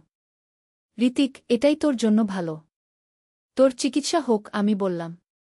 পুলিশ ঋতিককে নিয়ে গেল। কিন্তু কোর্টে ঋতিককে মানসিক হাসপাতালে পাঠানো হল। কারণ সে মানসিকভাবে অসুস্থ। 6 মাস পর ঋতিক হাসপাতাল থেকে ছাড়া পেল। ডাক্তাররা বলল যে সে এখন ভালো। কিন্তু আমার মন বলছিল যে ঋতিক এখনও একই রকম আছে। সে শুধু ভান করছে যে সে ভালো হয়েছে। ঋতিক বাড়ি ফিরে এসে আমাদের সাথে স্বাভাবিক আচরণ করতে লাগল। কিন্তু আমি তার চোখে সেই পুরানো আগুন দেখতে পেতাম। একদিন সে আমাকে বলল, মা, আমি সরি। আমি খুব ভুল করেছিলাম। এখন আমি ভালো হয়ে গেছি। আশা করি সত্যিই তুই ভালো হয়েছিস, আমি বললাম। কিন্তু রাতে যখন সবাই ঘুমিয়ে যেত, তখন আমি অনুভব করতাম যে কেউ আমাকে দেখছে। জানালা দিয়ে তাকিয়ে দেখতাম ঋতিক অন্ধকারে দাঁড়িয়ে আমার ঘরের দিকে তাকিয়ে আছে। একদিন আমি তাকে সরাসরি জিজ্ঞেস করলাম, ঋতিক, তুই কি এখনও আমার সম্পর্কে সেই একইভাবে ভাবিস? না মা, আমি এখন ভালো। আমি একটা মেয়ের সাথে প্রেম করছি, সে হেসে বলল। আমি স্বস্তি পেলাম। মনে হলো সত্যিই সে ভালো হয়ে গেছে। কিন্তু কয়েকদিন পর আমি জানতে পারলাম যে ঋতিক কোনো মেয়ের সাথে প্রেম করছে না। সে মিথ্যা বলেছে। আমি আবার ভয় পেতে শুরু করলাম। একদিন রাতে আমি জেগে দেখি ঋতিক আমার বিছানার পাশে বসে আছে। তুই আবার এসেছিস? আমি জিজ্ঞেস করলাম। মা, আমি তোমাকে মিস করেছি, সে বলল। তুই তো বলেছিলি তুই ভালো হয়ে গেছিস। আমি ভালো হয়নি মা। আমি তোমাকে এখনো ভালোবাসি। আগের চেয়েও বেশি। তার স্বীকারোক্তি শুনে আমার মাথা ঝিমঝিম করে উঠল। ঋতিক, তুই কেন এমন করছিস? আমি কাঁদতে কাঁদতে বললাম। মা, আমি কিছু করতে পারি না। আমি তোমাকে ছাড়া বাঁচতে পারি না। তার চোখে অশ্রু। হঠাৎ আমার মনে একটা ভিন্ন চিন্তা এল। আমি ঋতিকের দিকে অন্যভাবে তাকালাম। ঋতিক, তুই কি সত্যিই আমাকে ভালোবাসিস? আমি জিজ্ঞেস করলাম। হ্যাঁ মা। আমি তোমাকে পাগলের মতো ভালোবাসি, সে বলল। তাহলে তুই আমার জন্য কিছু করতে পারবি? আমি অন্য স্বরে বললাম। হ্যাঁ, যা বলবে তাই করব, ঋতিক উৎসাহে বলল। তাহলে তুই আমাকে এই বাড়ি থেকে নিয়ে অন্যত্র চলে যেতে সাহায্য কর, আমি বললাম। ঋতিক অবাক হয়ে গেল। তুমি আমার সাথে আসবে? হ্যাঁ, আমি তোর সাথে যাব। কিন্তু শর্ত হলো তুই আমাকে জোর করবি না। আমি নিজে থেকেই তোর সাথে থাকব, আমি বললাম। ঋতিক খুশিতে আত্মহারা হয়ে গেল। সত্যি মা? তুমি আমার সাথে থাকবে? হ্যাঁ, কিন্তু আমাকে কয়েকদিন সময় দাও। আমি সব ব্যবস্থা করি, আমি বললাম। ঋতিক আমার পায়ে পড়ে গেল। মা, আমি তোমার কত কৃতজ্ঞ। আমি জানতাম তুমি একদিন আমার হয়ে যাবে। আমি হেসে বললাম, হ্যাঁ, আমি তোর হয়ে যাব। কিন্তু আমার মনে অন্য পরিকল্পনা ছিল। পরের দিন আমি পুলিশের কাছে গেলাম। তাদের সাথে একটা পরিকল্পনা করলাম। আমি ঋতিককে বলব যে আমি তার সাথে চলে যেতে রাজি। তখন সে নিরাপত্তায় থাকবে। তখন আপনারা তাকে ধরবেন, আমি পুলিশকে বললাম। এটা ঝুঁকিপূর্ণ। আপনার জীবন বিপদে পড়তে পারে, পুলিশ অফিসার বলল। আমি ঝুঁকি নেব। এটাই একমাত্র উপায়, আমি বললাম। কয়েকদিন পর আমি ঋতিকের কাছে গিয়ে বললাম, আমি তৈরি। আমরা কাল রাতেই চলে যেতে পারি। ঋতিক আনন্দে লাফিয়ে উঠল। সত্যি মা? কাল রাতে? হ্যাঁ, তুই একটা গাড়ির ব্যবস্থা কর। আমি তোর সাথে চলে যাব, আমি বললাম। আমি সব ব্যবস্থা করে রাখব। তুমি শুধু তৈরি থেকো, সে বলল। পরের রাতে ঋতিক একটা গাড়ি নিয়ে এল। আমি একটা ছোট ব্যাগ নিয়ে তার সাথে গাড়িতে উঠলাম। মা, আমি এত খুশি যে তুমি আমার সাথে আসছো, ঋতিক বলল। আমিও খুশি, আমি হেসে বললাম। গাড়ি চালানোর সময় ঋতিক আমার হাত ধরল। আমি হাত সরিয়ে নিলাম না। মা, আমি তোমাকে অনেক দূরে নিয়ে যাব। যেখানে কেউ আমাদের খুঁজে পাবে না, সে বলল। কোথায়? আমি জিজ্ঞেস করলাম। একটা ছোট গ্রামে। সেখানে আমি একটা বাড়ি কিনেছি, সে বলল। গাড়ি শহরের বাইরে চলে গেল। রাস্তা নির্জন হয়ে এল। হঠাৎ সামনে পুলিশের গাড়ি দেখা গেল। ঋতিক গাড়ি থামিয়ে দিল। এরা কোথা থেকে এল? সে অবাক হয়ে বলল। ঋতিক, আমি তোকে ধোঁকা দিয়েছি, আমি বললাম। ঋতিক আমার দিকে তাকাল। তার চোখে হতাশা। তুমি আবার আমার সাথে বিশ্বাসঘাতকতা করলে, সে বলল। আমি তোর ভালোর জন্যই করেছি, আমি বললাম। পুলিশ এসে ঋতিককে আটক করল। এইবার তোকে আর ছাড়া হবে না, পুলিশ অফিসার বলল। ঋতিককে হাতকড়া পরানো হল। কিন্তু নিয়ে যাওয়ার আগে সে আমার দিকে তাকিয়ে বলল, মা, আমি তোমাকে ক্ষমা করব না। আমি ফিরে আসব। তার কথায় আমার গা শিউরে উঠল। ঋতিককে এবার 10 বছরের জেল হল। আমি ভাবলাম এবার আমি নিরাপদ। কিন্তু জেলে থাকা অবস্থায়ও ঋতিক আমার কাছে চিঠি পাঠাত। প্রিয় মা, আমি তোমাকে এখনো ভালোবাসি। আমি বের হয়ে তোমার কাছে আসব। আমি সেই চিঠিগুলো ছিঁড়ে ফেলে দিতাম। 5 বছর পর ঋতিক জেল থেকে ছাড়া পেয়ে গেল। ভালো আচরণের জন্য তার সাজা কমে গিয়েছিল। সে বের হয়ে আবার আমার খোঁজ করতে শুরু করল। কিন্তু আমরা ততদিনে অন্য শহরে চলে গিয়েছি। কিন্তু 6 মাস পর সে আমাদের নতুন ঠিকানা খুঁজে বের করল। একদিন আমি বাজার থেকে ফিরছি। হঠাৎ একটা গাড়ি আমার সামনে এসে দাঁড়াল। গাড়ি থেকে ঋতিক নামল। সে অনেক বদলে গেছে। আগের চেয়ে অনেক শক্তিশালী দেখাচ্ছে। জেলে ব্যায়াম করে শরীর তৈরি করেছে। হ্যালো মা। আমাকে মিস করেছ? সে হেসে বলল। আমি ভয়ে পিছিয়ে গেলাম। তুই কিভাবে আমাদের খুঁজে পেলি? মা, আমি তো তোমার ছেলে। তুমি যেখানেই থাকো আমি তোমাকে খুঁজে বের করব, সে বলল। তুই আমার কাছ থেকে দূরে থাক, আমি কাপা গলায় বললাম। মা, আমি 5 বছর তোমার জন্য অপেক্ষা করেছি। এখন আমি তোমাকে ছাড়ব না। তার চোখে আগের মতোই সেই আগুন। আমি দৌড়ে ঘরে চলে গেলাম। সঞ্জয়কে সব বললাম। আবার শুরু হলো। সঞ্জয় দুশ্চিন্তায় বলল। সেদিন রাত থেকেই ঋতিক আবার আমাদের বাড়ির চারপাশে ঘুরতে শুরু করল। কিন্তু এবার সে আরও সাবধানী ছিল। পুলিশ তাকে ধরতে পারছিল না। দিনের পর দিন এই অবস্থা চলতে থাকল। আমি আর স্বাভাবিক জীবনযাত্রা করতে পারছিলাম না। একদিন পূজা স্কুল থেকে ফিরে বলল, মা, ঋতিক ভাই আমাকে একটা চিঠি দিয়েছে। কি লেখা আছে? আমি জিজ্ঞেস করলাম। পূজা চিঠিটা আমার হাতে দিল। সেখানে লেখা ছিল, প্রিয় মা, আমি তোমার জন্য অনেক কষ্ট সহ্য করেছি। এখন তুমি আমার কাছে এসো, নইলে আমি পূজাকে নিয়ে যাব। আমার রক্ত জমে গেল।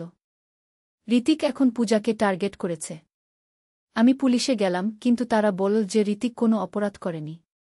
শুধু চিঠি দেওয়া অপরাধ নয়। সেই রাতে আমি সিদ্ধান্ত নিলাম যে আমি ঋতিকের সাথে সরাসরি কথা বলবো। আমি তাকে ফোন করলাম। ঋতিক, তুই পূজাকে কোনো ক্ষতি করিস না। আমার সাথে তোর সমস্যা। মা, আমি পূজাকে ক্ষতি করব না। কিন্তু তুমি আমার কাছে আসো, সে বলল। আমি তোর কাছে আসব না। তাহলে আমি পূজাকে নিয়ে যাব। তারপর দেখব তুমি আমার কাছে আস কি না। তার হুমকি শুনে আমার মাথা ঘুরতে লাগল। ঋতিক, তুই এমন কাজ করিস না। আমি অনুনয় করলাম। তাহলে তুমি আমার কাছে এসো, সে বলল। আমার কোনো উপায় ছিল না। আমি ঋতিকের সাথে দেখা করতে রাজি হলাম। পরের দিন সকালে আমি একটা নির্জন জায়গা ঋতিকের সাথে দেখা করলাম। মা, আমি জানতাম তুমি আমার কাছে আসবে। সে খুশি হয়ে বলল। তুই কি চাস? আমি জিজ্ঞেস করলাম। আমি তোমাকে চাই।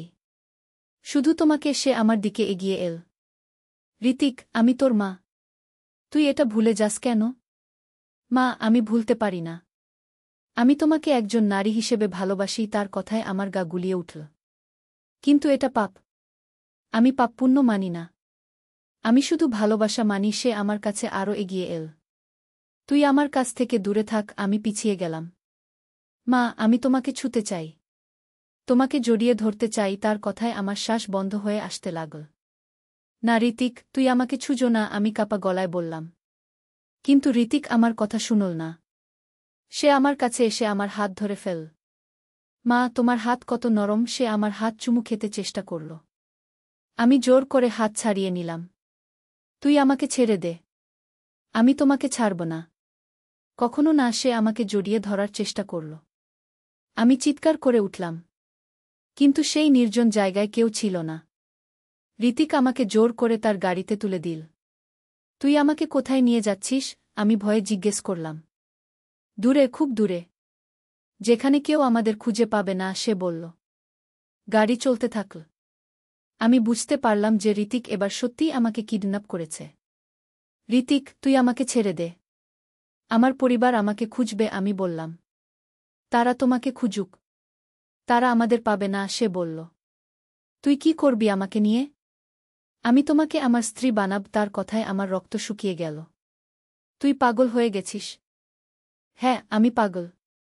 তোমার প্রেমে পাগল, সে হেসে বলল। গাড়ি চলতে থাকল। আমি বুঝতে পারছিলাম যে আমার এবার সত্যিই বিপদ হয়েছে। কিন্তু হঠাৎ আমার মনে একটা বুদ্ধি এল। আমি ঋতিকের মন ভুলিয়ে পালানোর চেষ্টা করব। ঋতিক, তুই আমাকে এত জোর করে নিয়ে যাচ্ছিস কেন? আমি তো নিজেই তোর সাথে আসতে পারতাম। আমি নরম গলায় বললাম। ঋতিক অবাক হয়ে আমার দিকে তাকাল। সত্যি মা? তুমি আমার সাথে আসতে চাও? হ্যাঁ, আমি এখন বুঝতে পেরেছি যে তুই আমাকে কত ভালোবাসিস। আমি মিথ্যা বললাম। ঋতিক খুশিতে আত্মহারা হয়ে গেল। মা, তুমি অবশেষে আমার হয়ে গেলে। হ্যাঁ, আমি তোর হয়ে গেছি। কিন্তু তুই আমাকে এত জোর করে নিয়ে যাচ্ছিস কেন? আমি তো তোর সাথেই আছি। আমি বললাম। তুমি ঠিক বলেছ। আমি গাড়ি থামাই। সে গাড়ি রাস্তার পাশে থামিয়ে দিল। ঋতিক, আমি একটু বাইরে যেতে পারি? একটু হাওয়া খেতে ইচ্ছে করছে। আমি বললাম। হ্যাঁ মা, চলো আমরা দুজনেই নামি, সে বলল। আমরা গাড়ি থেকে নামলাম। ঋতিক আমার কাছে এসে দাঁড়াল। মা, আমি তোমাকে জড়িয়ে ধরতে পারি? সে জিজ্ঞেস করল। অবশ্যই, আমি বললাম। ঋতিক আমাকে জড়িয়ে ধরল। আমি তার আলিঙ্গন সহ্য করলাম। মা, আমার স্বপ্ন পূরণ হলো, সে আবেগে বলল। হ্যাঁ, তোর স্বপ্ন পূরণ হলো, আমি বললাম। কিন্তু হঠাৎ আমি ঋতিককে জোরে ধাক্কা দিয়ে পিছনে ফেলে দিলাম। তারপর দৌড়ে পালিয়ে গেলাম। মা, তুমি কোথায় যাচ্ছ? ঋতিক চিৎকার করে আমার পিছু নিল। আমি দৌড়তে থাকলাম। সামনে একটা গ্রাম দেখতে পেলাম। সেখানে অনেক মানুষ। সাহায্য, সাহায্য! আমি চিৎকার করতে করতে গ্রামের মানুষের কাছে গেলাম। কি হয়েছে? গ্রামের মানুষেরা জিজ্ঞেস করল। আমাকে কিডন্যাপ করেছে, আমি বললাম। গ্রামের মানুষেরা আমাকে সাহায্য করল। তারা পুলিশকে খবর দিল। ঋতিক আমাকে খুঁজতে খুঁজতে গ্রামে এসে পৌঁছাল। কিন্তু ততক্ষণে পুলিশ এসে গেছে। ঋতিক দাস, তুমি আটক! পুলিশ তাকে ধরে নিল। মা, তুমি আবার আমার সাথে বিশ্বাসঘাতকতা করলে! ঋতিক চিৎকার করে বলল। আমি তোর মা। আমি তোর স্ত্রী হতে পারি না। আমি শেষবারের মতো তাকে বোঝানোর চেষ্টা করলাম। আমি তোমাকে ছাড়ব না। আমি ফিরে আসব, সে চিৎকার করতে করতে বলল। এবার ঋতিককে আজীবন কারাদণ্ড দেওয়া হল। আমি ভাবলাম এবার আমি নিরাপদ। কিন্তু জেলে থাকা অবস্থায়ও ঋতিক আমাকে চিঠি পাঠাত। আমি সেগুলো পড়তাম না। 5 বছর পর ঋতিক জেলে মারা গেল, কিডনির রোগে। তার মৃত্যুর খবর শুনে আমি একটু স্বস্তি পেলাম। কিন্তু সাথে সাথে দুঃখ হল। যত খারাপই হোক, সে তো আমার ছেলেই ছিল। ঋতিকের মৃত্যুর পর আমি নিরাপদ বোধ করতে শুরু করলাম। আমাদের পারিবারিক জীবন স্বাভাবিক হয়ে এল। কিন্তু কয়েক মাস পর একদিন আমি বাজার থেকে ফিরছি। হঠাৎ একটা যুবক আমার সামনে এসে দাঁড়াল। আপনি মিতালি দাস? সে জিজ্ঞেস করল। হ্যাঁ। কিন্তু আপনি কে? আমি জিজ্ঞেস করলাম। আমি ঋতিকের বন্ধু। জেলে তার সাথে আমার পরিচয় হয়েছিল, সে বলল। ও আচ্ছা। কি বলবেন? আমি জিজ্ঞেস করলাম। ঋতিক মরার আগে আমাকে একটা চিঠি দিয়েছিল। বলেছিল এটা আপনাকে দিতে। সে আমার হাতে একটা চিঠি দিল। আমি চিঠিটা নিলাম। যুবকটি চলে গেল। বাড়ি এসে চিঠিটা খুললাম। সেখানে ঋতিকের হাতের লেখা। প্রিয় মা, আমি মরে যাচ্ছি। কিন্তু আমার ভালোবাসা মরবে না। আমি তোমাকে কখনো ছাড়ব না। আমি ভূত হয়ে ফিরে আসব। তখন তুমি আর আমার থেকে পালাতে পারবে না। তোমার ছেলে ঋতিক। চিঠিটা পড়ে আমার হাত কাঁপতে লাগল। ঋতিক মরেও আমাকে হুমকি দিয়ে গেছে। সেই রাত থেকে আমার অদ্ভুত অনুভূতি হতে থাকল। মনে হতো যেন কেউ আমাকে দেখছে। একদিন রাতে আমি ঘুমিয়ে আছি। হঠাৎ অনুভব করলাম কেউ আমার গায়ে হাত দিয়েছে। চোখ খুলে দেখি একটা ছায়া আমার বিছানার পাশে দাঁড়িয়ে আছে। সেটা ঋতিকের মতো দেখাচ্ছিল। ঋতিক, আমি ভয়ে কাঁপতে কাঁপতে বললাম। ছায়াটি হেসে বলল, হ্যাঁ মা, আমি ফিরে এসেছি। আমি চিৎকার করে উঠলাম। সঞ্জয় জেগে উঠল। কি হয়েছে? সে জিজ্ঞেস করল। ঋতিক এসেছিল, আমি কাঁদতে কাঁদতে বললাম। তুমি স্বপ্ন দেখেছ? ঋতিক তো মরে গেছে, সঞ্জয় আমাকে সান্ত্বনা দিল। কিন্তু আমি জানতাম যে এটা স্বপ্ন ছিল না। ঋতিক সত্যিই এসেছিল। পরের রাতেও একই ঘটনা ঘটল। ঋতিকের ভূত এসে আমার সাথে কথা বলল। মা, আমি এখন ভূত হয়ে গেছি। আমি তোমাকে যেখানেই পাব, সে বলল। তুই আমাকে শান্তিতে থাকতে দে। আমি কাঁদতে কাঁদতে বললাম। আমি তোমাকে শান্তিতে থাকতে দেব না। আমি তোমাকে আমার সাথে নিয়ে যাব, ভূত বলল। আমি চিৎকার করে উঠলাম। দিনের পর দিন এই ঘটনা চলতে থাকল। ঋতিকের ভূত প্রতি রাতে আমার কাছে আসত। আমি আর ঘুমাতে পারতাম না। আমার স্বাস্থ্য খারাপ হয়ে গেল। এক পীরের কাছে গেলাম। তিনি বললেন, এটা একটা অশুভ আত্মা। এর থেকে মুক্তি পেতে হলে তোমাকে কিছু আমল করতে হবে। পীরের পরামর্শ অনুযায়ী আমি কিছু আমল করতে শুরু করলাম। কিন্তু ঋতিকের ভূত আরও শক্তিশালী হয়ে উঠল। সে এখন দিনের বেলাতেও আমার কাছে আসত। মা, তুমি যাই করো, তুমি আমার থেকে পালাতে পারবে না, ভূত বলত। আমি পাগল হয়ে যাওয়ার মতো অবস্থা হল। একদিন আমি সিদ্ধান্ত নিলাম যে আমি এই শহর ছেড়ে চলে যাব। হয়তো ভূত আমাকে অনুসরণ করতে পারবে না। আমরা আরেকটি শহরে চলে গেলাম। কিন্তু সেখানেও ঋতিকের ভূত আমার কাছে এল। মা, তুমি যেখানেই যাও, আমি তোমার সাথেই থাকব, ভূত বলল। আমি বুঝলাম যে আমি ঋতিকের ভূত থেকে কখনো মুক্তি পাব না। ধীরে ধীরে আমি পাগল হয়ে গেলাম। আমি সারাদিন ঋতিকের ভূতের সাথে কথা বলতাম। সঞ্জয় আর পূজা আমার এই অবস্থা দেখে খুব চিন্তিত হয়ে পড়ল। মিতালি, তুমি একটা মানসিক ডাক্তারের কাছে যাও, সঞ্জয় বলল। কিন্তু আমি কারো কথা শুনতাম না। আমি শুধু ঋতিকের ভূতের সাথে কথা বলতাম। আমার পারিবারিক জীবন ভেঙে গেল। সঞ্জয় আমাকে ডিভোর্স দিয়ে দিল। পূজা তার বাবার সাথে চলে গেল। আমি একা হয়ে গেলাম। শুধু ঋতিকের ভূতেই আমার সঙ্গী। মা, এখন তো আমরা একসাথে আছি। এভাবেই আমরা সারা জীবন থাকব, ভূত বলল। হ্যাঁ, আমরা সারা জীবন একসাথে থাকব, আমি হেসে বললাম। আমি পুরোপুরি পাগল হয়ে গিয়েছিলাম। এখন আমি একটা মানসিক হাসপাতালে আছি। এখানেও ঋতিকের ভূতও আমার সাথে থাকে। ডাক্তাররা বলেন আমার মানসিক রোগ হয়েছে। কিন্তু আমি জানি ঋতিক সত্যিই আমার কাছে আসে। সে আমাকে বলে, মা, আমি তোমাকে পেয়ে গেছি। এখন আর কেউ আমাদের আলাদা করতে পারবে না। আর আমি হেসে বলি, হ্যাঁ ঋতিক, আমরা এখন চিরকালের জন্য একসাথে। কিন্তু এই গল্পের আরও একটা অধ্যায় আছে। মানসিক হাসপাতালে থাকার ৫ বছর পর একদিন আমি একটা অদ্ভুত স্বপ্ন দেখলাম। স্বপ্নে দেখলাম একজন বৃদ্ধ সাধু আমার কাছে এসে বলল, মা, তুমি যা দেখছ সব মিথ্যা। ঋতিক কোনো ভূত নয়। তোমার মানসিক অসুস্থতার কারণে তুমি এসব দেখছ। কিন্তু আমি তো ঋতিককে দেখতে পাই, আমি স্বপ্নে বললাম। সেটা তোমার কল্পনা। তুমি যদি সত্যি সুস্থ হতে চাও, তাহলে তোমাকে বুঝতে হবে যে ঋতিক মরে গেছে। সে আর নেই, সাধু বললেন। স্বপ্ন থেকে জেগে উঠে আমি অনেক চিন্তা করলাম। সত্যিই কি ঋতিক কোনো ভূত নয়? আমি কি পাগল হয়ে গেছি? সেদিনের পর থেকে আমি ঋতিকের ভূতের সাথে কথা বলা কমিয়ে দিলাম। ডাক্তারদের সাথে সহযোগিতা করতে শুরু করলাম। মিতালি, তুমি ভালো হয়ে উঠছ, ডাক্তার বললেন। তুমি এখন বুঝতে পারছ যে ঋতিকের মৃত্যুর শক তোমার মানসিক ভারসাম্য নষ্ট করে দিয়েছিল। ধীরে ধীরে আমি সুস্থ হয়ে উঠতে শুরু করলাম। ঋতিকের ভূত আর আমার কাছে আসত না। ২ বছর পর আমি হাসপাতাল থেকে ছাড়া পেলাম। কিন্তু আমার পুরানো জীবনে ফেরার কোনো উপায় ছিল না। সঞ্জয় অন্য একজনকে বিয়ে করেছে। পূজা এখন ২০ বছর বয়সী, কলেজে পড়ে। আমি একটা ছোট ভাড়া বাড়িতে একা থাকতে শুরু করলাম। একটা সেলাইয়ের কাজ নিয়ে জীবিকা নির্বাহ করতে লাগলাম। কিন্তু মাঝে মাঝে রাতে আমার মনে হতো ঋতিক এসেছে। তখন আমি নিজেকে বুঝাতাম যে এটা আমার কল্পনা। একদিন পূজা আমার কাছে এল। সে অনেক বড় হয়ে গেছে। খুব সুন্দর হয়েছে। মা, তুমি কেমন আছো? সে জিজ্ঞেস করল। আমি ভালো আছি মা। তুই কেমন আছিস? আমি বললাম। আমি ভালো আছি মা, আমি তোমাকে ক্ষমা করে দিয়েছি। আমি জানি তুমি অসুস্থ ছিলে, পূজা বলল। তার কথা শুনে আমার চোখে জল এসে গেল। তোর ঋতিক ভাইয়ের জন্য আমি সবার জীবনটা নষ্ট করে দিয়েছি। না মা, ঋতিক ভাই অসুস্থ ছিল। তুমিও অসুস্থ হয়ে গিয়েছিলে। এখন তুমি ভালো আছো, পূজা আমাকে সান্ত্বনা দিল।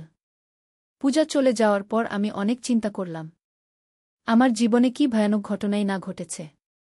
আমার নিজের ছেলে আমার প্রতি এমন অনুভূতি রাখত যেটা একজন ছেলের মায়ের প্রতি থাকার কথা নয়। কিন্তু এখন আমি বুঝতে পারছি যে ঋতিকও একটা ভিকটিম ছিল। তার মানসিক অসুস্থতা তাকে এমন পথে নিয়ে গিয়েছিল। সেই রাতে আমার স্বপ্নে ঋতিক এল। কিন্তু এবার সে আগের মতো ভয়ানক লাগছিল না। সে দুঃখিত লাগছিল। মা, আমি সরি। আমি তোমার জীবন নষ্ট করেছি, স্বপ্নে ঋতিক বলল। তুই অসুস্থ ছিলি ঋতিক। তুই ইচ্ছা করে এসব করিসনি, আমি বললাম। মা, তুমি আমাকে ক্ষমা করে দিয়েছ? সে জিজ্ঞেস করল। আমি তোকে ক্ষমা করে দিয়েছি। তুই এখন শান্তিতে থাক, আমি বললাম। মা, আমি তোমাকে ভালোবাসতাম। কিন্তু সেটা ভুল ধরনের ভালোবাসা ছিল। আমি এখন বুঝতে পারছি, ঋতিক বলল। তুই এসব ভুলে যা। তুই আমার ছেলে। আমি তোকে মায়ের মতো ভালোবাসি, আমি বললাম। স্বপ্নে ঋতিক হেসে বলল, মা, আমি এখন শান্তি পেয়েছি। আমি আর তোমাকে কষ্ট দেব না। সেই স্বপ্নের পর ঋতিক আর কখনো আমার স্বপ্নে এলো না। মনে হলো যেন সে সত্যিই শান্তি পেয়েছে। আমি ধীরে ধীরে স্বাভাবিক জীবনে ফিরে আসতে লাগলাম। সেলাইয়ের কাজ ভালো চলছিল। আমি একা থাকলেও খুশি ছিলাম। একদিন একটা বয়স্ক মহিলা আমার কাছে কাপড় সেলাই করতে এল। তিনি আমার সাথে কথা বলতে বলতে জানতে পারলেন যে আমার একটা ছেলে ছিল যে মারা গেছে। তুমি আবার বিয়ে করনি? তিনি জিজ্ঞেস করলেন। না, আমার আর ইচ্ছে হয়নি, আমি বললাম। তুমি এখনো কম বয়সী। তুমি একটা ভালো মানুষ খুঁজে নাও, তিনি পরামর্শ দিলেন। কিন্তু আমার আর কোনো পুরুষের সাথে সম্পর্কের ইচ্ছে ছিল না। ঋতিকের ঘটনার পর আমি পুরুষদের থেকে দূরে থাকতে চাইতাম। মাস কয়েক পর হঠাৎ একদিন সঞ্জয় আমার কাছে এল। মিতালি, তুমি কেমন আছো? সে জিজ্ঞেস করল। আমি ভালো আছি। তুমি কেমন আছো? আমি বললাম। আমিও ভালো আছি। তুমি জান যে আমি আবার বিয়ে করেছি? সে বলল। হ্যাঁ, আমি জানি। তোমার খুশি হওয়া উচিত ছিল, আমি বললাম। মিতালি, আমি তোমার কাছে ক্ষমা চাইতে এসেছি। আমার তোমাকে পাশে থেকে সাহায্য করা উচিত ছিল। কিন্তু আমি তোমাকে একা ছেড়ে দিয়েছি, সঞ্জয় বলল। তুমি ভুল করনি সঞ্জয়। আমি পাগল হয়ে গিয়েছিলাম। তুমি তোমার জীবন নিয়ে এগিয়ে গেছ। এটাই ঠিক, আমি বললাম। সঞ্জয় চলে যাওয়ার পর আমি বুঝলাম যে আমি সবাইকে ক্ষমা করে দিয়েছি। ঋতিককেও, সঞ্জয়কেও, এমনকি নিজেকেও। কয়েক বছর পর পূজার বিয়ে হল। সে আমাকে বিয়েতে ডাকল। মা, তুমি আসবে তো? সে ফোনে জিজ্ঞেস করল। অবশ্যই আসব মা। এটা তো তোর বিয়ে, আমি বললাম। পূজার বিয়েতে গিয়ে আমি দেখলাম সঞ্জয় আর তার নতুন স্ত্রী আছে। তারা আমার সাথে খুব ভালো ব্যবহার করল। মিতালি, তুমি আমাদের পরিবারেরই একজন। তুমি যে কোনো সময় আমাদের বাড়িতে আসতে পার, সঞ্জয়ের স্ত্রী বলল। আমি বুঝলাম যে মানুষ আসলে খুব ভালো। আমার পাগলামির দিনগুলোতে সবাই আমার পাশে ছিল না, কিন্তু এখন যখন আমি সুস্থ হয়েছি, সবাই আমাকে স্বাগত জানাচ্ছে। পূজার বিয়েতে আমি খুব আনন্দ করলাম। মনে হলো যেন আমি আমার পুরানো জীবন ফিরে পেয়েছি। বিয়ের পর পূজা আমার কাছে এসে বলল, মা, আমি তোমার কাছে একটা কথা বলতে চাই। কি বলবি মা? আমি জিজ্ঞেস করলাম। আমি ঋতিক ভাইকে ভুলে গেছি। তার জন্য আর কোনো কষ্ট নেই। কিন্তু তুমি কি তাকে ভুলতে পেরেছ? সে জিজ্ঞেস করল। আমি তাকে ভুলিনি। কিন্তু আমি তার সাথে শান্তি করেছি। সে আমার ছেলে ছিল। যত খারাপই হোক, আমি তাকে ভালোবাসতাম, আমি বললাম। তুমি ঠিক বলেছ মা। পূজা আমাকে জড়িয়ে ধরল। সেই রাতে বাড়ি ফিরে আমি অনেক চিন্তা করলাম। আমার জীবনে কত কিছুই না হয়েছে। কিন্তু আমি সব পেরিয়ে এসেছি। এখন আমি একা থাকি। কিন্তু আমি একা নই। পূজা আমার কাছে থেকে থেকে আসে। সঞ্জয়ের পরিবারও আমাকে স্বাগত জানা। আমার কিছু ভালো বন্ধুও তৈরি হয়েছে। আর সবচেয়ে বড় কথা, আমি মানসিকভাবে সুস্থ। আমি জানি যে ঋতিক আর নেই। কিন্তু তার স্মৃতিগুলো আমি মন থেকে মুছে ফেলতে চাই না। কিন্তু আমার জীবনে আরও একটা অধ্যায় ছিল। একদিন আমি বাজার থেকে ফিরছি। হঠাৎ দেখি একটা যুবক আমার দিকে তাকিয়ে আছে। সে ঋতিকের মতো দেখতে। আমার মনে হলো হয়তো আমার আবার হ্যালুসিনেশন হচ্ছে। কিন্তু যুবকটি আমার কাছে এসে বলল, আপনি কি মিতালি দাস? হ্যাঁ। আপনি কে? আমি জিজ্ঞেস করলাম। আমি অর্ণব, ঋতিকের ছোট ভাই, সে বলল। আমি অবাক হয়ে গেলাম। ছোট ভাই? ঋতিকের কোনো ছোট ভাই ছিল না। আপনি জানেন না? ঋতিকের বাবা অর্থাৎ আপনার স্বামী সঞ্জয় দাদার প্রথম বিয়ের একটা ছেলে ছিল। আমি সেই ছেলে, অর্ণব বলল। আমার মাথা ঘুরতে লাগল। সঞ্জয়ের প্রথম বিয়ে? আমি তো জানতাম না। এটা কিভাবে সম্ভব? আমি জিজ্ঞেস করলাম। সঞ্জয় দাদা আপনাকে এই কথা বলেননি? তার প্রথম স্ত্রী আমার জন্ম দেওয়ার পর মারা যান। আমি গ্রামে আমার নানির কাছে বড় হয়েছি, অর্ণব বলল। তাহলে তুমি ঋতিকের সৎ ভাই? আমি বললাম। হ্যাঁ। ঋতিক দাদার সাথে আমার খুবই ভালো সম্পর্ক ছিল। সে আমাকে অনেক ভালোবাসত, অর্ণব বলল। কিন্তু তুমি এতদিন কোথায় ছিলে? আমি জিজ্ঞেস করলাম। আমি বিদেশে পড়াশোনা করতে গিয়েছিলাম। সেখান থেকে এইমাত্র ফিরেছি। ফিরে এসে ঋতিক দাদার মৃত্যুর খবর পেয়েছি, অর্ণব বলল। ও, আমি বললাম। আন্টি, আমি ঋতিক দাদার কাছ থেকে আপনার অনেক গল্প শুনেছি। সে আপনাকে খুব ভালোবাসত, অর্ণব বলল। আমার গা ছমছম করে উঠল। কি ধরনের ভালোবাসা? মায়ের মতো ভালোবাসা। সে আপনার কথা বলতে বলতে কাঁদত। বলত যে আপনি তার জীবনের সবচেয়ে গুরুত্বপূর্ণ মানুষ, অর্ণব বলল। আমি বুঝলাম যে অর্ণব ঋতিকের আসল সমস্যার কথা জানে না। অর্ণব, ঋতিক অসুস্থ ছিল। সে আমার সাথে ভুল ব্যবহার করেছিল, আমি বললাম। আমি জানি আন্টি। ঋতিক দাদা আমাকে সব বলেছিল। সে খুব অনুতপ্ত ছিল। সে বলেছিল যে তার কোনো মানসিক রোগ ছিল যার কারণে সে আপনাকে নিয়ে ভুল চিন্তা করত, অর্ণব বলল। তাহলে তুমি সব জানো? আমি অবাক হয়ে বললাম। হ্যাঁ আন্টি। আর আমি আপনার কাছে ক্ষমা চাইতে এসেছি ঋতিক দাদার পক্ষ থেকে অর্ণব বলল। তুমি ক্ষমা চাইছ কেন? তোমার তো কোনো দোষ নেই আমি বললাম। আছে আন্টি। আমার থাকা উচিত ছিল ঋতিক দাদার পাশে। হয়তো আমি তাকে সাহায্য করতে পারতাম অর্ণব বলল। তুমি কিছু করতে পারতে না। ঋতিকের চিকিৎসা দরকার ছিল আমি বললাম। আন্টি আমার একটা অনুরোধ আছে অর্ণব বলল। কি অনুরোধ? আমি ঋতিক দাদার কবরে ফুল দিতে যেতে চাই। আপনি কি আমার সাথে আসবেন সে জিজ্ঞেস করল। আমি ভাবলাম। ঋতিকের কবরে আমি এখনো যাইনি। ঠিক আছে আমি যাব আমি বললাম। পরের দিন অর্ণবের সাথে আমি ঋতিকের কবরে গেলাম। অনেকদিন পর ঋতিকের কবর দেখে আমার খুব কষ্ট হল। ঋতিক তুই এখন শান্তিতে আছিস তো? আমি মনে মনে বললাম। অর্ণব কবরে ফুল দিয়ে বলল, ঋতিক দাদা আমি এসেছি। আমি আন্টিকে নিয়ে এসেছি। আমিও কবরে ফুল দিলাম। ঋতিক আমি তোকে ক্ষমা করে দিয়েছি। তুই শান্তিতে থাক আমি বললাম।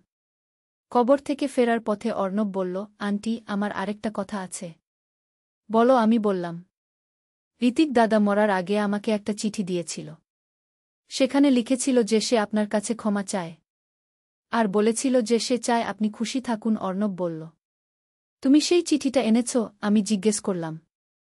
অর্ণব তার পকেট থেকে একটা চিঠি বের করল। এই নিন। আমি চিঠিটা নিয়ে পড়লাম। প্রিয় মা, আমি জানি আমি অনেক ভুল করেছি। আমি তোমাকে কষ্ট দিয়েছি। আমার মানসিক সমস্যার কারণে আমি তোমাকে নিয়ে ভুল চিন্তা করতাম। কিন্তু এখন আমি বুঝতে পারছি যে এটা ভুল ছিল।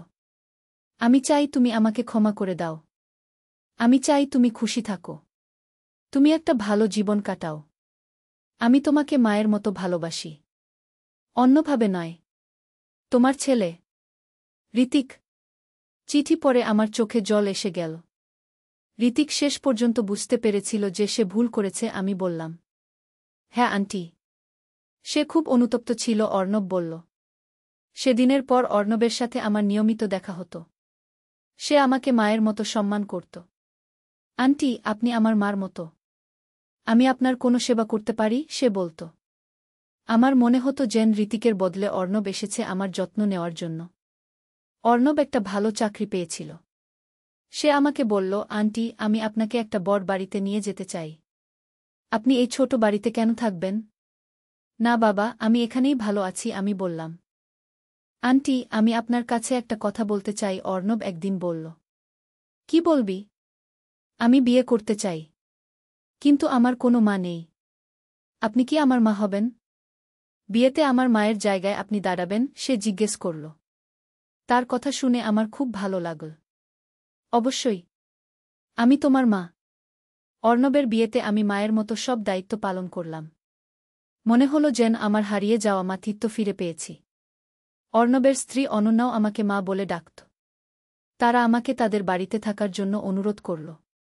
না আমি আমার বাড়িতেই থাকব। তবে তোমরা প্রতিদিন আমার কাছে আসবে আমি বললাম। এভাবে আমার জীবনে আবার আনন্দ ফিরে এল। অর্ণব আর অনন্যা আমাকে খুব যত্ন করত। পূজাও মাঝে মাঝে আসত। কিন্তু আমার গল্পে আরও একটা মোড় ছিল। একদিন অর্ণব আমার কাছে এসে বলল, মা আমাকে একটা কথা বলতে হবে। কি বলবি? আমি জিজ্ঞেস করলাম। আমার একটা ভাই আছে। সেও বিদেশ থেকে ফিরেছে সে বলল। আরও ভাই? সঞ্জয়ের কতজন ছেলে? আমি অবাক হয়ে বললাম। না মা এ আমার সৎ ভাই নয়। এ ঋতিক দাদার আসল ভাই অর্ণব বলল। আমার মাথা ঘুরতে লাগল। ঋতিকের আসল ভাই? মানে? মা সঞ্জয় কাকার আর আপনার আরেকটা ছেলে ছিল। ঋতিক দাদার জুড়ি ভাই। তার নাম অভিজিৎ অর্ণব বলল। এটা কিভাবে সম্ভব? আমার তো শুধু দুটো সন্তান ছিল ঋতিক আর পূজা আমি বললাম। মা আপনি ভুলে গেছেন। আপনার মানসিক অসুস্থতার সময় অনেক স্মৃতি হারিয়ে গেছে। অভিজিৎ আর ঋতিক যমজ ছিল। কিন্তু জন্মের সময় অভিজিৎ খুব অসুস্থ হয়ে পড়ে। তাকে বিদেশে চিকিৎসার জন্য পাঠানো হয় অর্ণব বলল। আমি চেষ্টা করলাম মনে করতে। কিন্তু কিছুই মনে পড়ছিল না। আমি কিছুই মনে করতে পারছি না আমি বললাম। এটা স্বাভাবিক মা। ডাক্তার বলেছিল আপনার কিছু স্মৃতি হারিয়ে যেতে পারে অর্ণব বলল। অভিজিৎ কোথায় এতদিন ছিল? আমি জিজ্ঞেস করলাম। সে আমেরিকায় ছিল। সেখানে তার চিকিৎসা হয়েছে। এখন সে সুস্থ হয়ে ফিরেছে। অর্ণব বলল। সে কি আমার সাথে দেখা করতে চায়? আমি জিজ্ঞেস করলাম। হ্যাঁ মা। কিন্তু সে ভয় পাচ্ছে। ঋতিক দাদার ঘটনার পর সে চিন্তায় আছে যে আপনি তাকে দেখতে চাইবেন কি না। অর্ণব বলল। আমি অনেকক্ষণ চিন্তা করলাম।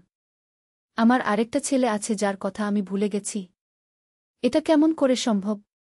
আমি তার সাথে দেখা করব। আমি সিদ্ধান্ত নিলাম। পরের দিন অর্ণব অভিজিৎকে নিয়ে এল। অভিজিৎকে দেখে আমার বুক কেঁপে উঠল। সে দেখতে হুবহু ঋতিকের মতো। তবে তার মুখে ঋতিকের মতো সেই অস্বাভাবিক আগুন নেই। মা, অভিজিৎ সন্তর্পণে আমাকে ডাকল। তুই সত্যিই আমার ছেলে? আমি জিজ্ঞেস করলাম। হ্যাঁ মা। আমি অভিজিৎ, তোমার ছেলে। সে বলল। আমি তোকে মনে করতে পারছি না। আমি দুঃখিত গলায় বললাম। কোনো ব্যাপার না মা। আমি ছোটবেলায় চলে গেছি। তুমি অসুস্থ হওয়ার পর অনেক স্মৃতি হারিয়েছ। অভিজিৎ বলল। তুই ঋতিকের কথা জানিস? আমি জিজ্ঞেস করলাম। হ্যাঁ মা। আমি সব জানি। ঋতিক আমার জুড়ি ভাই ছিল। কিন্তু তার মানসিক সমস্যা ছিল। আমার নেই। অভিজিৎ বলল। তুই আমার কাছে থাকবি? আমি জিজ্ঞেস করলাম। যদি তুমি চাও আমি থাকব মা। অভিজিৎ বলল। সেদিন থেকে অভিজিৎ আমার কাছে নিয়মিত আসতে শুরু করল। সে ঋতিকের মতো দেখতে হলেও তার স্বভাব সম্পূর্ণ আলাদা। সে খুবই ভালো ছেলে। মা, আমি তোমার যত্ন নেব। ঋতিক যে কষ্ট দিয়েছে আমি সেই কষ্ট ভুলিয়ে দেব। অভিজিৎ বলল। আমার মনে হতে থাকল যেন আমি আমার হারানো ছেলেকে ফিরে পেয়েছি। অভিজিৎ ঠিক ঋতিকের মতোই আমাকে ভালোবাসত, কিন্তু মায়ের মতো। কোনো অস্বাভাবিক ভালোবাসা নয়।